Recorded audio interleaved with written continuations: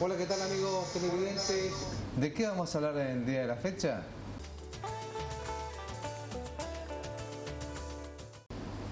Vamos a estar hablando hoy de lo que es la presión arterial.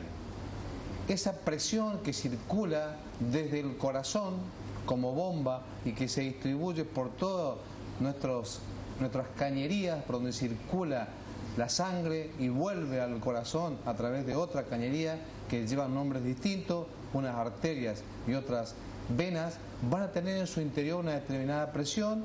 Esa presión es la que permite llegar a cada célula para que la alimente con todos sus elementos y ingredientes, y esa presión puede variar por diferentes causas. Puede bajar, hipotensión, o puede subir y se llama hipertensión arterial. Ese es el tema que nos convoca hoy, el aumento de la presión desde nuestro corazón como bomba y nuestro sistema circulatorio, venas y arterias, que aumentan la presión por una cantidad importante de factores que nuestro invitado nos va a contar en breves. Nos acompaña gratísimamente, con muchísima alegría lo recibimos, ya ha estado aquí, es parte de nuestro equipo, de nuestros afectos y de las enseñanzas. Para mí, un maestro de la vida, pero también de la medicina, el doctor Enrique Cabral, Quique, para todos los que con afecto lo llamamos. Él es médico cardiólogo, especialista en todo el sistema circulatorio.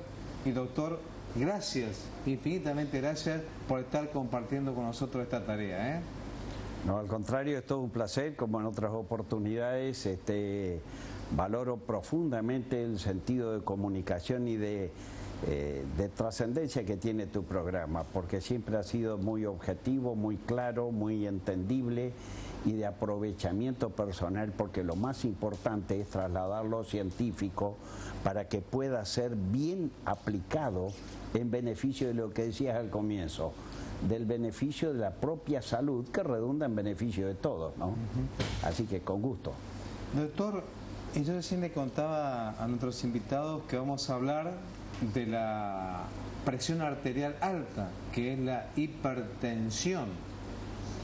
Y para hablar de hipertensión tenemos que hablar de qué elementos componen nuestro sistema circulatorio. En realidad, la presión arterial es la expresión de un circuito en el cual el organismo tiene una bomba central llamada, sirve comparar mecánicamente porque realmente tiene un contenido mecánico el orden cardiovascular. Entonces la bomba se llama corazón, nuestro corazón noble, que bombea desde que nacemos hasta que nos morimos. Dormimos la siesta, a la madrugada y sigue trabajando.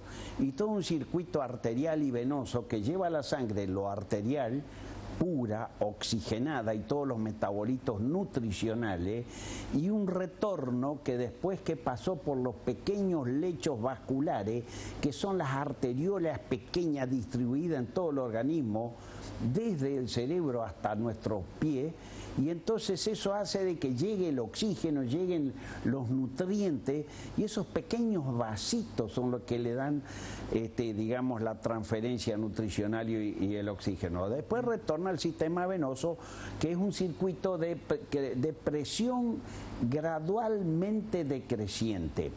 Es necesario, imprescindible, bombea el corazón con potencia para que salga, llegue a todos los territorios orgánicos y retorne progresivamente por el sistema venoso, que sería el de recaptura para traerlo al corazón y volver a toda la función de oxigenación en el pulmón. Vamos a pedirle a Edgardo, ahí te nos está mostrando, doctor, este corazón que lo estamos viendo de afuera, que es esta máquina que usted estaba hablando, y vemos que salen allí en rojo las arterias y en azul ingresan las venas como parte importante de un sistema. Pero lo que quiero que justamente digamos es que este corazón es un músculo, y acá lo vemos cortadito, que adentro tiene cavidades que se diferencian, porque es lo que nos va a dar esto que hablamos recién de la presión. Precisamente las cavidades son las que receptan la sangre cuando regresa de todo el organismo al lado derecho, y después que pasó por el pulmón, el lado derecho bombea, se oxigena, en el pulmón llega a las cavidades izquierdas, y esa bomba muscular, esa cavidad que se llena previamente, al bombearla, manda en el árbol arterial la sangre pura a todo el organismo. Lo importante de todo esto es que esa es una dinámica continua, permanente, y la circulación siempre es anterógrada, siempre va hacia adelante. Nosotros cuando encontramos un circuito que vuelve para atrás nos está creando un trastorno. La sangre siempre avanza, es un poco como la creciente simbólicamente en el orden geográfico, hidrológico. Avanza, avanza y avanza, y lleva precisamente todos los componentes. Ese músculo es un músculo muy noble, muy resistente. Es equivalente al músculo de los brazos y de la pierna. Y en cambio nosotros nos agotamos en los brazos y la pierna, y el músculo cardíaco nunca para, nunca para. Y nosotros nos olvidamos de esa nobleza funcional y abusamos de ella, no solo exigiéndole más, sino que a su vez lo agotamos, y ahí vienen las complicaciones, o lo recargamos en exceso.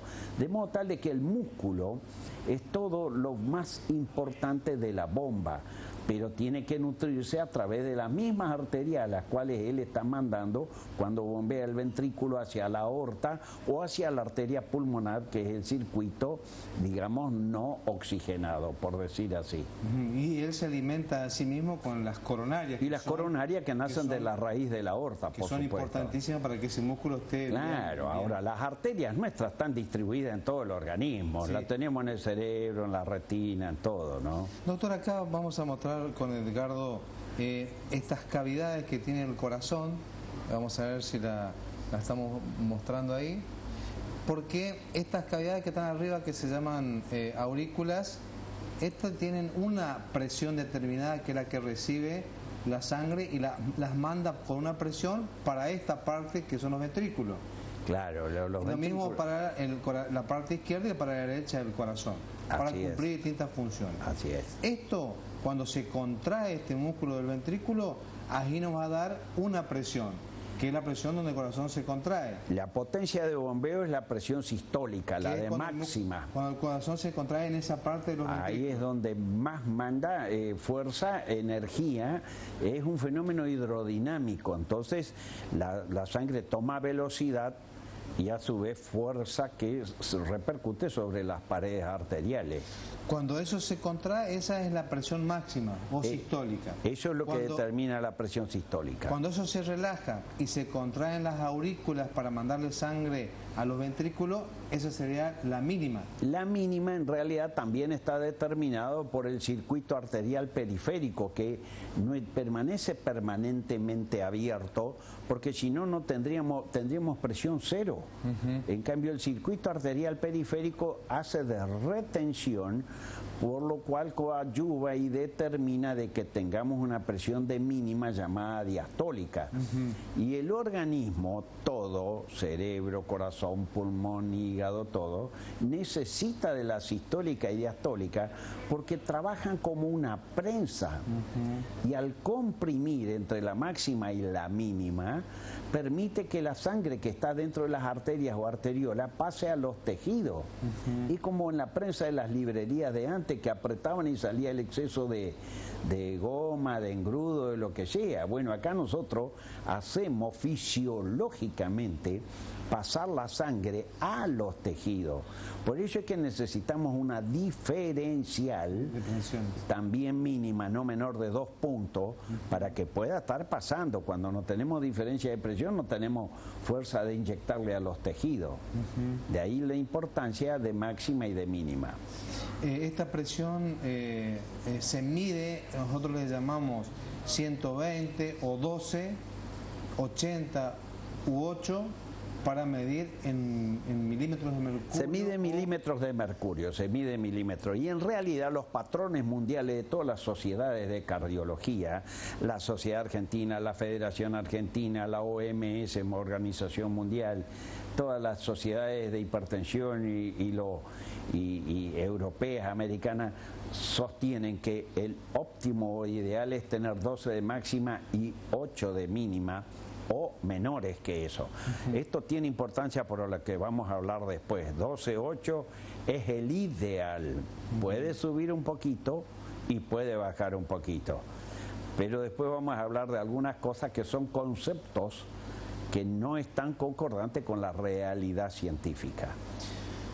Vamos a mostrar, doctor, un sistema circulatorio completo, o por lo menos buena parte de él, sabiendo que estas arterias y estas venas están distribuidas por todo el cuerpo y que estas arterias van a pasar por órganos importantes, como son el riñón, los músculos, el hígado, el pulmón que va a dar el oxígeno y el cerebro, principalmente, entre otros, porque ahí vamos a tener que prestar atención cuando esta presión varía. Claro, ahí nosotros ya tenemos una variabilidad que se puede dar también por distintas circunstancias. Y la actividad normal fisiológica del hombre puede subir un poco más en el reposo nocturno de siesta, duerma o no duerma, baja un poco la presión arterial. Eso es normal y lo necesitan todos los órganos o vísceras del ser humano para poder estar bien nutridos, ya lo dijimos. Sí. Cuando llegamos al límite, por debajo, los defectos o en excesos, ya entramos en patologías o trastornos que predominantemente son asintomáticas en el caso de la hipertensión arterial.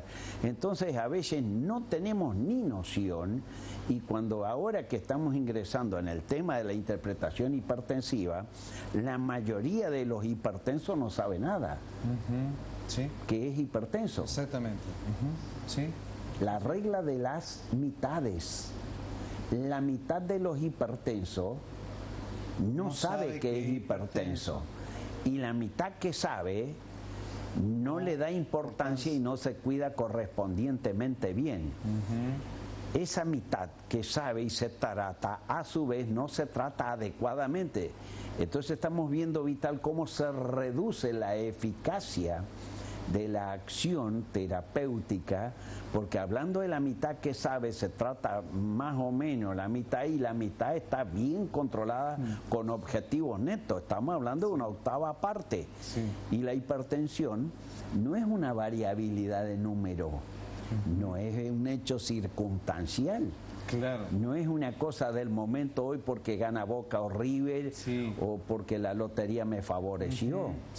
Entonces a lo mejor me sube o me baja por razones emocionales, circunstanciales. La hipertensión es un estado estable, es un estado permanente. Generalmente no lo interpretamos así, pero es una enfermedad.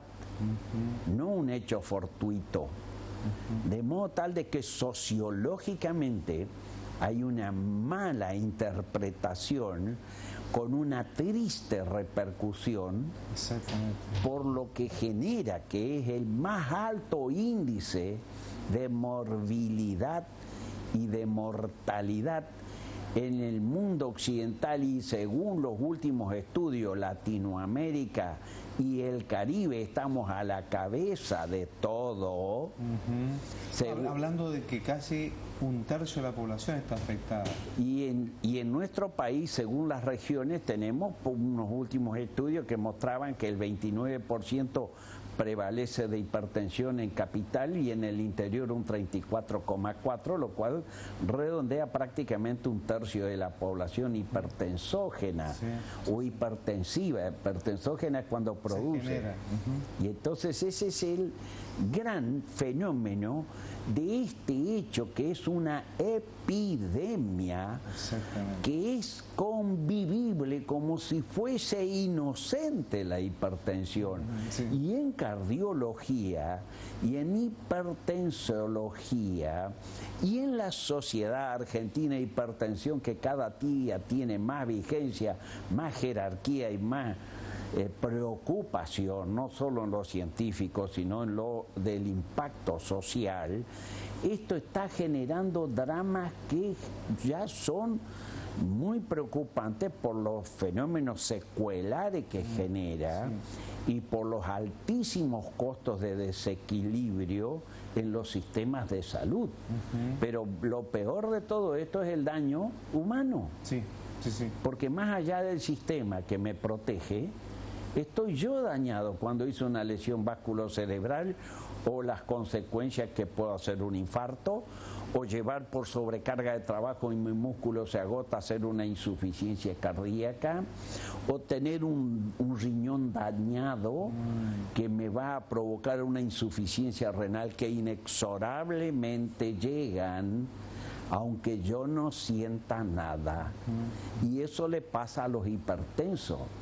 Entonces tenemos que ser claros, porque la connotación ya no es de la especialidad cardiológica, es clínica, con impacto en cualquiera de los consultorios de todos los queridos amigos y colegas que atienden la especialidad que fuese, porque al decir de los paisanos no respeta pelo ni marca esto. Sí, señor. Doctor, aquí vamos a compartir con Edgardo unas imágenes de cómo están armadas las arterias y cómo están armadas las venas en su estructura, para que después usted nos explique por qué aumenta la presión dentro de estos conductos. Aquí vamos a ver una arteria que está cortadita allí, viendo que circula sangre con sus componentes, pero esta arteria tiene capitas, está armada de capas. Eso quiero que usted me cuente. Las paredes arteriales son más gruesas que las paredes venosas y tienen una estructura que ahí vemos varias capas concéntricas. El interior es un revestimiento, yo siempre digo aterciopelado, se llama endotelio, es tan liso, es un celofán, por decir así. En el medio, así groseramente, es la masa muscular, que en el caso normal tiene su grosor y en el hipertenso se engruesa mucho más, y entonces reduce y comprime la luz de la arteria en su interior. Y en la parte exterior la adventicia, donde llegan las vasa vasorum, llegan filetes nerviosos, y esos filetes nerviosos se conectan, entre otras cosas, con nuestro sistema nervioso central. De modo tal que, por decir así, las tres capas concéntricas, aunque la imagen acá muestra 5, están hablando de cómo funciona. Y esto no es como una cañería rígida, sino que se dilata o se contrae, pero en el hipertenso, a medida que la injuria de la alta presión y de la propia enfermedad va progresando, genera un engrosamiento de la media que achica la luz por dentro. Entonces las paredes arteriales cada día tienen menos luz. El diámetro de 10 milímetros, por decir, o de 8 milímetros, según qué arteria principal o secundaria sea, se va achicando. Entonces, esa es la gran patología, agregada a otros componentes que van apareciendo. Y el orden venoso tiene una estructura similar, pero de menor resistencia. Por consiguiente, cuando nosotros estamos viendo la parte venosa, generalmente, fíjense cómo son la jerarquía y los rangos, que la hipertensión arterial y las arterias están en los territorios más protegidos del organismo, y la parte venosa en la superficie, porque el gran peligro lo tienen las grandes grandes arterias, el sistema arterial, y menos peligro es el del sistema venoso. Por eso lo vemos en superficie, tiene menos resistencia de las paredes y es un circuito de menor presión naturalmente. Claro, acá si vemos, se nota que es una pared más finita, más delgada y con menos musculatura, por lo tanto es como que se puede achatar más fácil. Se aplasta más fácil una vena que una arteria. Así es. Entonces, doctor, ahora que tenemos ya visto el corazón, el sistema circulatorio, las arterias con su estructura y las venas, ¿por qué aumenta la presión? ¿De dónde? ¿Cómo se genera esta maquinaria para que la presión aumente por sobre los valores normales? En realidad hay una situación que es un poco atípica. En la medicina se llama hipertensión esencial, primaria, idiopática. Semánticamente en el español nosotros tenemos 20.000 palabras para decir lo mismo. Para decir que pero nacemos para ser hipertensos. Tenemos una predisposición, no es un carácter hereditario dominante, pero sí nacemos para ello. Y por supuesto, en la medida que vamos creciendo, vamos generando situaciones coadyuvantes que favorecen que se produzca ese fenómeno de hipertensión. Fíjense, la cosa más sencilla, los chicos de hoy, no comparemos con los del pasado, hoy, ya desde chicos están estáticos, quietos, sedentarios en la pantalla de televisión. Cuando llegan a la adolescencia viven con la computadora. Naturalmente tantas horas, el otro día leí un artículo, 12 horas no menos diarias de pantalla, ya sea de celular, de lo que fuere. Entonces el dinamismo hace de que nuestras arterias están demasiado quietas y no hay mejor fenómeno que activarlas con el ejercicio y la actividad física. Eso abre nuestras arterias, nosotros quietos las cerramos. Sí. Pero si estamos quietos en un escritorio, en un laboratorio donde estemos, nosotros lo que hacemos es, a su vez, ir neutralizando toda esa gestión con comida, que ninguna tiene un valor nutricional concordante con lo más adecuado. Si no es un chisito, pasa a ser un palito salado. Un palito salado. Y ahí empezamos a ver los otros componentes que lo esencial, por eso no tiene la culpa los chicos ni nadie por el estilo, porque los grandes vamos adquiriendo nuestros propios hábitos de la manera más diversa. Y entonces lo que quiero significar es que nosotros a lo esencial que trajimos en la vida lo vamos potenciando y ahí aparece la hipertensión, que va a tener distintos rangos según cómo viva yo y sea mi estilo de vida. Y hoy en día, en general, no lo personal, estoy hablando en general, todo el mundo tenemos hábitos de vida que no son concordantes con los más saludables. Entonces un montón de factores contribuyen desde lo físico, orgánico, nutricional, lo metabólico según la dieta y hasta también los factores convivenciales, profesionales que generan estrés. Entonces tenemos cosas objetivamente que podemos constatar y decir me está generando presión y otras cosas subjetivas que no la vemos, no las tocamos, pero que a veces inciden significativamente en hipertensión sostenida en quien nunca tuvo, inclusive. Y de golpe vienen preocupados porque aparecen con un episodio de hipertensión.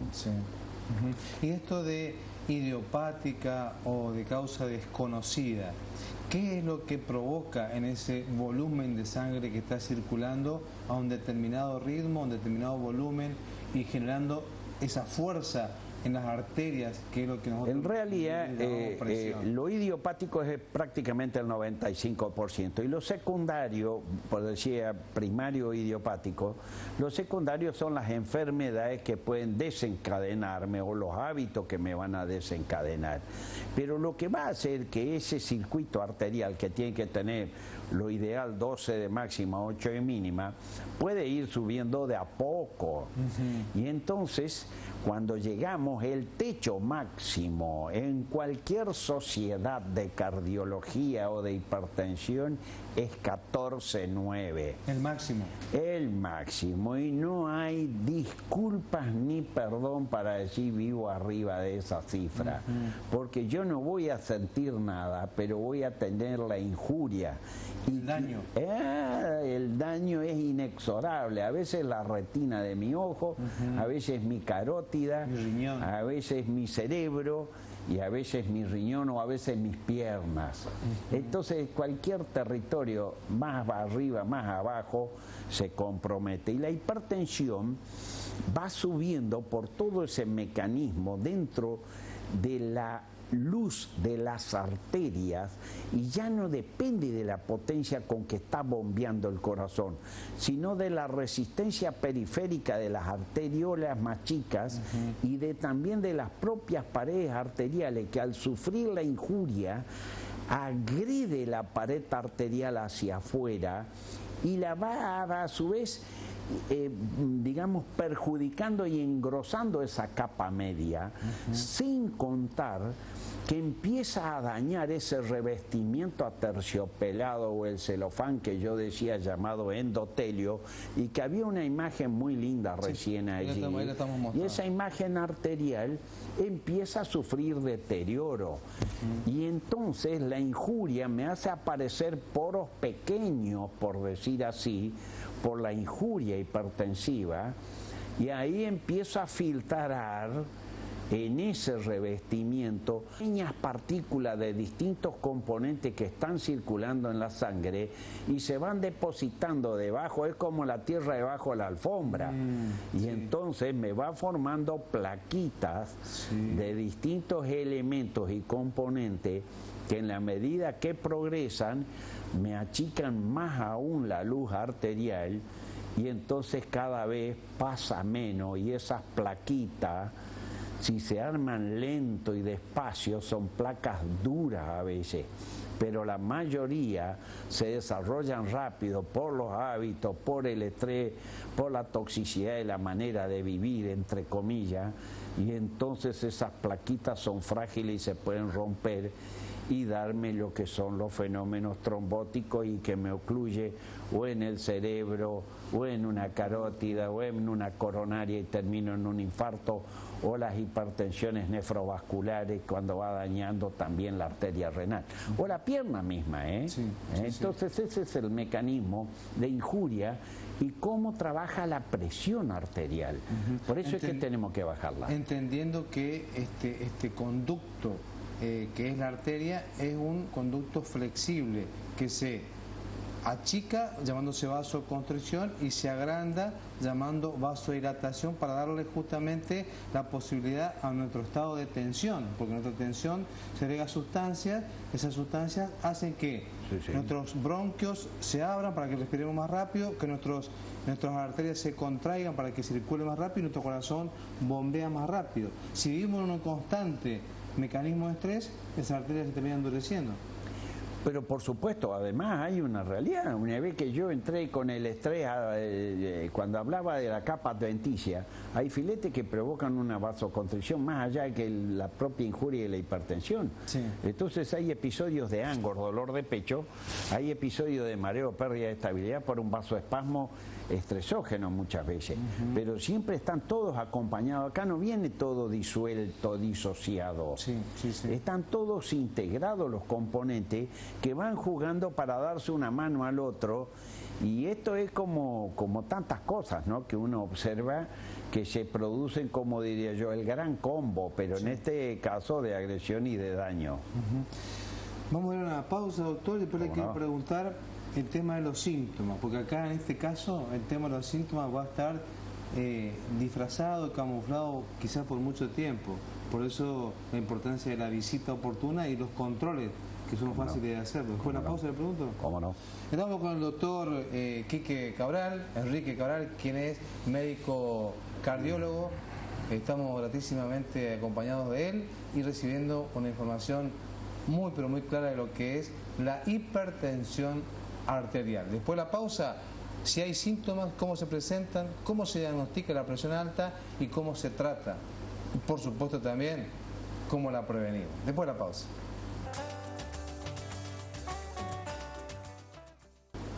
Estamos haciendo los vitales de la salud, estamos con el doctor Quique Cabral, médico cardiólogo, estamos hablando de hipertensión arterial.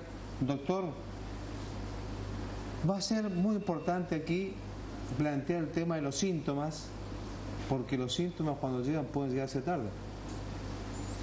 Sí, en realidad lo que decís es cierto. Lamentablemente pasa asintomático, o nosotros en nuestro estilo de vida vamos confundiendo y creemos que son circunstancias propias de la vida y no propias de algún trastorno que tenemos. De modo tal de que por ahí hay alguna sensación de dolor de cabeza, decimos, bueno, estuve limpiando la casa, estuve haciendo un almácigo, estuve jugando al fútbol, raqueteando en la cancha de tenis, y le damos la culpa a los cervicales, al trapecio, y entonces vamos desviando el foco del síntoma porque creemos que es derivado de otras cosas que estamos haciendo. Sí.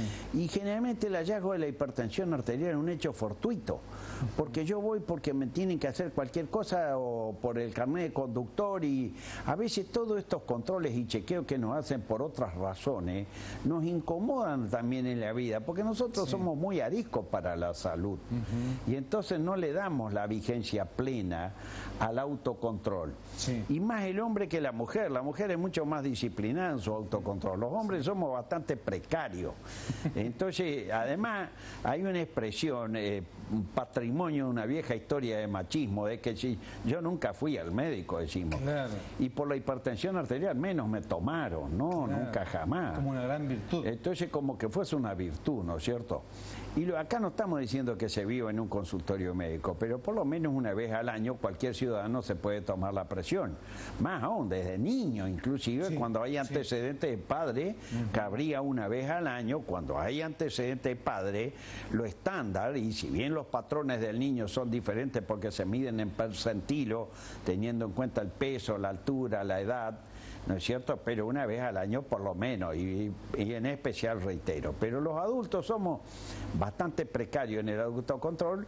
A lo mejor tenemos síntomas y no lo decidimos bien porque no lo controlamos y no logramos asociación. Ese hallazgo fortuito pone en evidencia y entonces a lo mejor empezamos a seguir algo. Los síntomas entonces son lentos, progresivos y graduales. Esta es una enfermedad que no para nunca, pero que va avanzando y tiene una característica. Este asesino digamos, silencioso, de guantes blancos, que es la hipertensión, porque tarde o temprano mata. Tarde o temprano mata. ¿Por qué? Porque elige órganos blancos.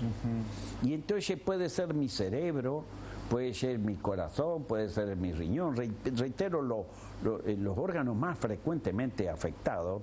Y el ser humano que tuvo una hipertensión y que va avanzando en el tiempo y la deja ir y se aguanta un dolor de cabeza y le fumó un puchito arriba porque dice, con esto parece que me siento mejor, porque el tabaco tiene un efecto placentero complementario, entonces yo creo que me siento mejor, y entre los dos me van cerrando y dando microinfartos cerebrales, y entonces por ahí me empiezo a marear más seguido, o tengo inestabilidad, o voy avanzando por mi hipertensión y voy teniendo una pérdida de vocación en la memoria y me entro a olvidar de las cosas, y entonces no necesariamente son síntomas sufrientes y dolorosos, sino también que empiezan a alterar la función intelectual, si es el orden cerebral, y me va modificando el orden cognitivo.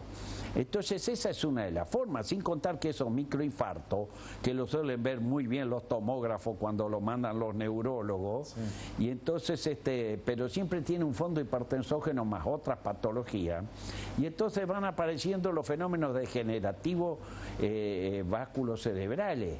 Entonces acá nosotros decimos, tuvo un accidente vasculocerebral. No es accidente. Accidente es si chocamos y golpeamos la cabeza. Claro, algo fortuito. No. Son ataques. Son ataques producto de la presión. Pero es un hecho progresivo y programado, entre comillas. Prevenible. Y entonces que se podrían prevenir. Y entonces vienen en los ataques cerebrales que a veces deja secuela de una monoparesia en un brazo o en una pierna o una hemiplegia. Depende del grado, si es severo, a veces hay accidentes que son trombóticos, a veces hemorragíparo, ¿no es cierto?, con una hemorragia, pero lo concreto es que, y a veces me va dando un fenómeno neurodegenerativo que me lleva al Alzheimer, y todos hablamos del alemán, como se dice en la calle, ¿no es cierto?, por el Alzheimer, pero no hacemos nada para quedar lejos de él. De modo tal de que todas estas cosas pintorescas en el fondo para decirla, pero dramáticas en la realidad vivencial, es una de las formas de expresar los síntomas. En el corazón ni decir, me dañan todas las estructuras del corazón. Afecta al músculo cardíaco y se produce un engrosamiento, se llama hipertrofia. Aparecen los electros, se ve una radiografía mucho más rubicunda y robusta, ni decir los ecocardiogramas dan la plena certeza del grado de hipertrofia, pero al mismo tiempo ese músculo, si yo lo dejo ir, va a dilatarse y me da una insuficiencia cardíaca, y ahí ya no tengo retorno. De la hipertrofia sí, pero de la insuficiencia no. Tengo que aguantármela hasta lo que dure, y puede afectarme mis válvulas. Entonces la hipertensión sumada a una diabetes o una hipercolesterolemia, yo puedo hacer un daño vascular y valvular, y aparecen las valvulopatías. Y ni decir de las coronarias, una arteria más igual que la cerebral. Y entonces si yo la voy tapando progresiva, primeramente me oprime el pecho, después me arde un poco más y algún día me duele agudo y estoy en pleno infarto. Exactamente. Lo que pasa es que una vez que tapé la arteria, el músculo que dañé, la arteria la puedo destapar, pero el músculo que yo lo dañé, si está dañado no lo recupero más. Entonces mi corazón sigue latiendo, pero pierde capacidad funcional.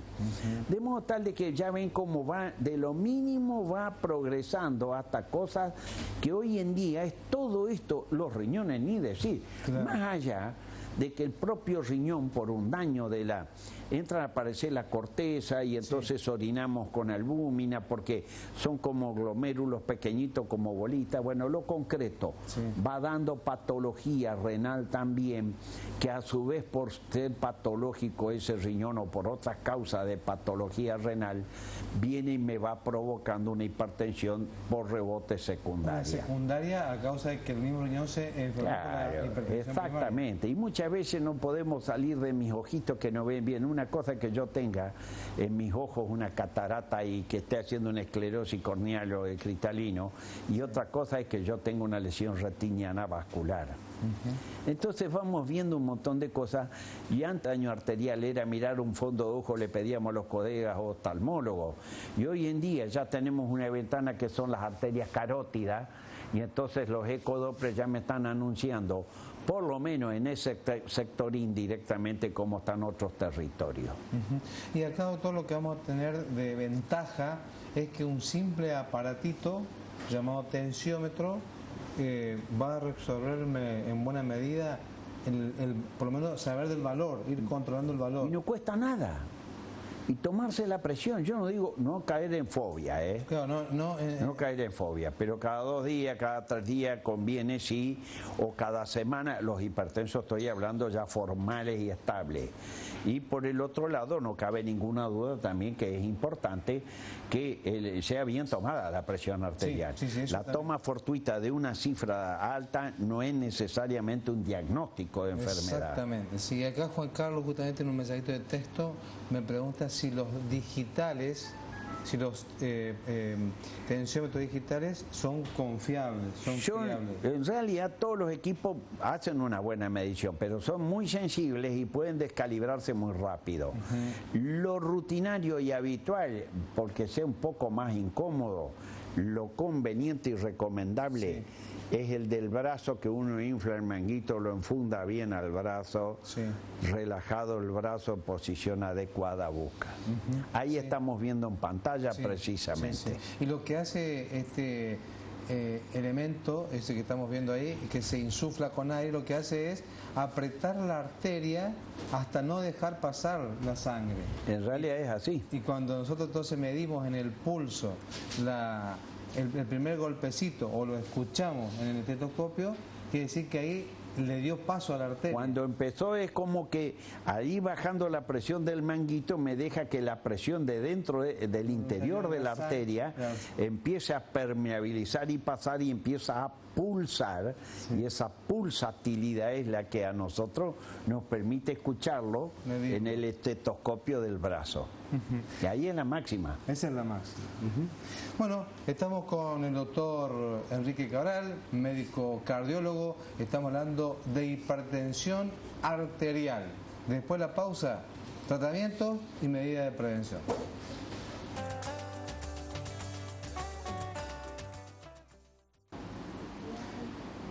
Muy bien, les queremos avisarles a todos nuestros televidentes que este próximo viernes a las 17 horas en la Casa del Bicentenario en Belgrano, España, en la ciudad de Reconquista, va a estar el doctor Ernesto Crescenti, quien hace mucho tiempo viene generando un producto de inmunidad para tratamientos de las defensas bajan. Él viene generando un producto de hace muchos años, dando un muy buen resultado en lo que es elevar las defensas de pacientes que viven estas situaciones. Así que están todos invitados para este viernes a las 17 horas en la Casa del Bicentenario, en la calle Belgrano, esquina España, en la ciudad de Reconquista. Si alguien está viviendo esta situación y lo conoce, avísenle, el doctor nos va a contar de qué consta este recurso que se lo ha generado desde su propia experiencia y su descubrimiento como médico, al cual todos tenemos derecho de llegar a esa instancia en nuestra profesión. Doctor, tengo que leerle saluditos que llegaron para usted. El doctor Hugo Flores, nuestro colega que estuvo el miércoles pasado, saluda a los dos médicos, nos manda un abrazo. Bueno, qué grande que nos saluda un colega, ¿eh? Un gran amigo. Por supuesto, también tenemos a Ernesto Campana, saluda al doctor Cabral, y su hija Eleonora, el yerno Jorge, el nieto Juan Ignacio, saludan también al doctor Cabral. Bueno, tengo unos mensajitos, doctor, acá también en mi celular, que tienen que ver con preguntas, pero me gustaría antes que nos cuente un poquito cómo abordamos esta situación, en tratamiento y en prevención, porque acá van a estar medio juntos de la mano lo que es tratar y prevenir el avance de este cuadro. El tratamiento tiene dos connotaciones, no cabe ninguna duda. Por un lado, el aspecto farmacológico específico, que bueno, hoy la ciencia sigue avanzando, aparecen nuevas drogas, había antes que eran limitativas o tenían efectos secundarios, hoy mejoraron mucho, sí, permiten mejores respuestas, acciones más prolongadas e inclusive menos efectos secundarios indeseables, sí, lo cual favorece que sea mejor cumplido el plan terapéutico. Pero esa es la faceta, llamémosle, asistencial médica, sí, de la enfermedad, y está la personal. Y lo normal es que nosotros evadimos nuestra responsabilidad personal, y entonces esto es tan importante. Un 50% es asistencial farmacológico y un 50% es cuidado con el estilo de vida. Sí. El peso es fundamental. Ni hablemos del sobrepeso y la obesidad. Sí. El sedentarismo, Dios me libre, lo que genera la falta de actividad física. No quemamos, sí, ni una caloría, no entrenamos nuestras arterias para que permanezcan dilatadas, no hacemos recircular la sangre. El tabaquismo, es comprar una enfermedad en el kiosco, la única enfermedad que compramos los seres humanos. Sí, señor. Sí, señor. Cuesta barato en el bolsillo, pero cuesta muy caro en la salud. La salud, en el cuerpo. El factor metabólico de la diabetes. ¿Cuántas veces nos tentamos y seguimos comiendo la torta, el budín, todo lo que fuere, más allá de que ya vemos que los factores diabetógenos, por las razones múltiples que más de una vez ya explicaron en tu programa otros colegas endocrinólogos y demás, los factores dislipémicos, que son las grasas concretamente. Nosotros tenemos una apetencia por las grasas saturadas, que son las grasas que, si llamémosle, se ponen duras, de animales.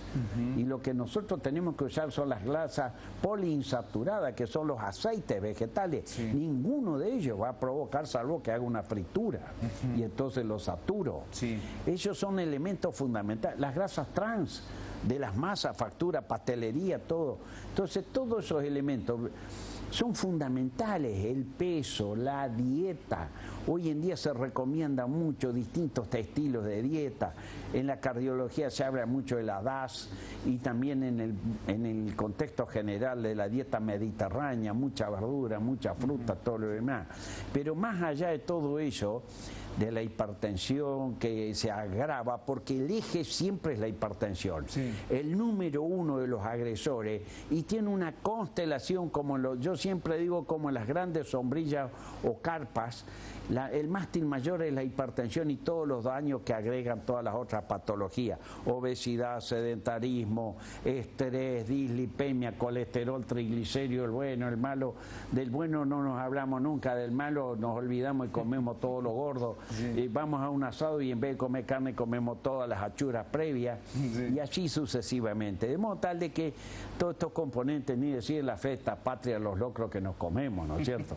y eso va a... No, porque es la realidad. Discúlpeme la simpleza, sí, pero hay que hacer... Sí, y aparte nos hemos acostumbrado, quiero mostrar esta imagen, porque eso es lo que en concreto tenemos que hacer nosotros. Esta imagen la quiero mostrar porque acá tenemos un gran adversario que juega en nuestras mesas siempre, que es la sal. Bueno, la sal es un enemigo número uno. En la República Argentina se logró un consenso de que hoy progresivamente los restaurantes no tienen ya el salero en la mesa, sí, y en la dieta del contexto global de la industria de alimenticia se ha reducido gradual y progresivamente el porcentaje en un plan anual sucesivo de ir achicándolo, porque la sal, fíjese qué paradoja, la sal no podemos comer más de 5 gramos de cloruro de sodio, que son exactamente 2,4 de sodio, y 5 gramos de cloruro de sodio, que es tan importante. Yo, si me permitís, Vital, yo voy a mostrar esto. Esto es exactamente lo que nosotros tendríamos que consumir de sal en el día. Esto es exactamente. Esa cantidad. Y nosotros hacemos todo lo contrario. Usamos, parece ser que si nos le ponemos, nos rebosamos el plato en el costado y cada trozo, sí, de comida, sí, lo sopamos en sal. De modo tal que a veces somos, vuelvo a repetir, a través de esos componentes. Conclusiones, nosotros hablemos, hay muchos otros factores, sí, pero hagamos lo imposible sin sufrimiento, porque no se trata de mortificación existencial y vivencial, se trata simplemente de hacer esto. Que vamos a necesitar en algunas ocasiones la mano de una nutricionista o un nutricionista. Excelente. Para que nos ayude a cambiar el tema de las grasitas. El endocrinólogo será en la parte metabólica. Entonces, el nutricionista que nos dé el balance adecuado, el clínico que nos acompañe siempre, y si hay patología selectiva será un neurólogo, será un cardiólogo, un nefrólogo, pero eso es imprescindible. Nosotros no nos curamos por sí mismos, pero lo que sí podemos hacer es mejorar, y todas estas cosas, antes que lleguen a lo irreversible, son todas reversibles. Sí, la hipertrofia vuelve atrás del ventrículo, el riñón puede mejorar, el cerebro puede recuperarse, pero paremos la moto. Un montón de ellas reversibles y unas cuantas evitables, sabiendo hacer esto desde chicos. Sí, por eso la importancia de la buena alimentación desde niñitos. A veces por ahí nosotros somos complacientes, sí, y entonces por ahí se generan, por complacencias y cariños malentendidos, sí, se producen distorsiones en el equilibrio nutricional y un montón de cosas. Sobre todo en el rol de abuelo y abuela. Y los abuelitos por ahí somos demasiado contemplativos. Doctor Quique Cabral, muchísimas gracias por haber compartido con nosotros esta tarea. Y vamos a estar invitándolo para nuevos programas. Como no, con mucho gusto. Muchísimas y un placer enorme. Muchas gracias. El doctor Enrique Cabral, médico cardiólogo. Quique, para todos los que vivimos aquí en la zona, para los que nos ven en www.regionnet.com.ar, sepan que es un amigo de Reconquista de Avellaneda, un excelente profesional y un colega muy pero muy respetado, y con esta clase que nos vio hoy nos vamos contentos, sabiendo que un día más, de una semana más de nuestras vidas, hemos compartido con ustedes calidad informativa. ¿Para qué? Para ir tomando esas decisiones lo más certeras posible que nos beneficien personalmente y colectivamente también.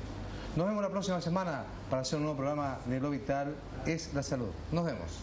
No se vayan,